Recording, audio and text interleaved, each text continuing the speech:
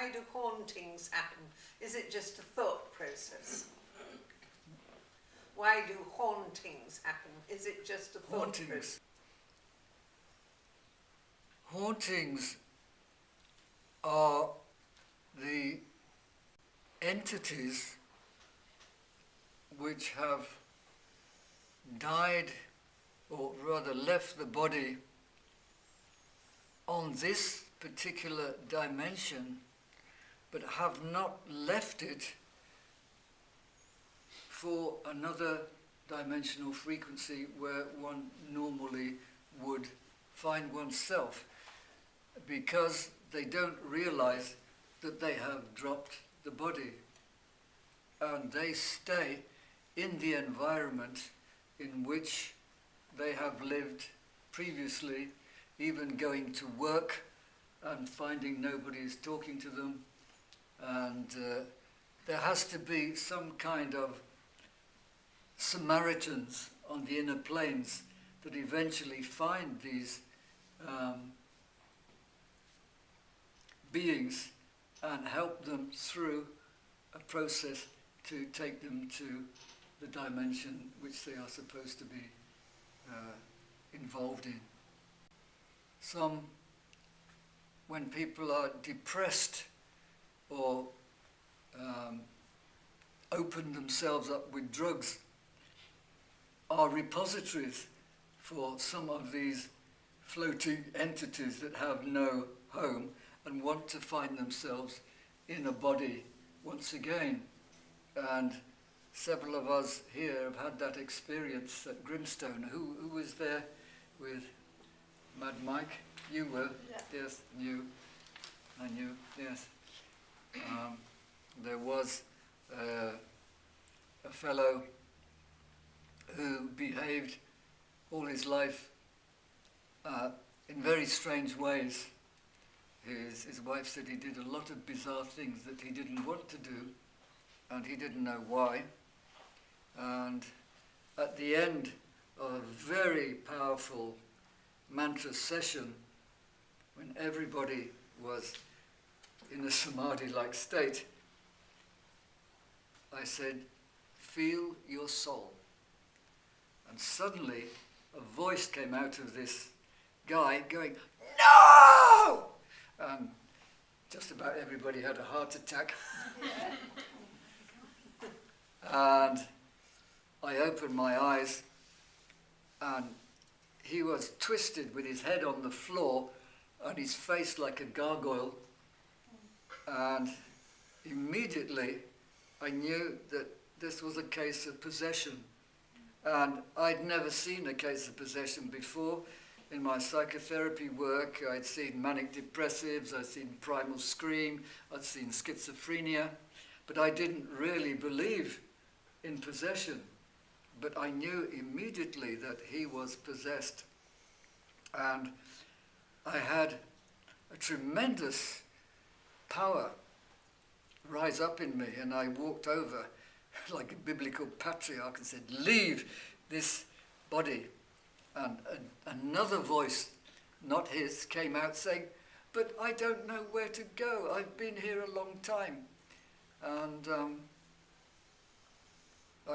I knelt down and I put my hands on his head, and I was doing this, and it was like strands of spider threads kept coming out of his head, but they were starting to go into my fingers. And so I jumped out of the window, and first I touched him, and he flipped like a dolphin backwards, like that. And you can't do that normally. And he collapsed in a pile on the carpet, curled up like a spider. And then I did this business. I don't know why, because I was pulling something out. And so I jumped out of the window and lay on the ground and got grounded and got rid of this spidery stuff, while everybody else was sitting round the wall. Others got who's left us. And you tell what happened then. When you actually left, he just jumped from one side of the room to the other, which is impossible. and said something like, Yes, he said he hasn't got me yet. yeah, something like He that. leapt right across the room. Well, it was impossible for anyone to leap like that. And then I came back in and I put my hands on him and I saw a tunnel, a psychic tunnel going up, and I invoked Jesus and Ramana Maharshi and all good spirit to enter into him, and I said, I don't know whether I said vocally or mentally, that there are people waiting for you at the other end, so go along this tunnel. And the entity went out of him and went. And afterwards he was totally bewildered. He had no idea and came and asked me what went on, what happened to him. And later, talking to him, I discovered that when he was about 4 years old, his best friend died, and for some reason he thought it was his fault. It might well have been, I don't know. But his sense of guilt allowed the spirit of this boy to get into him and rule his life. And I followed him up for 3 years later, although Grimstone House banned him from coming to my workshops, but he did come to workshops in other places and was quiet as a mouse.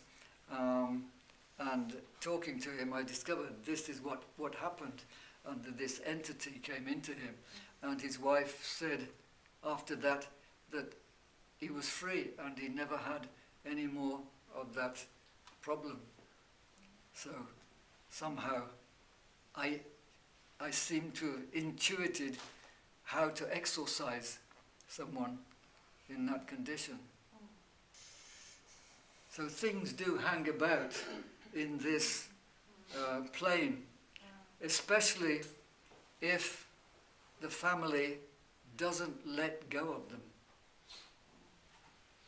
That's another ball and chain on the etheric body, or the soul package cannot leave this plane. It becomes earthbound because people haven't made their peace with that person who is leaving the body.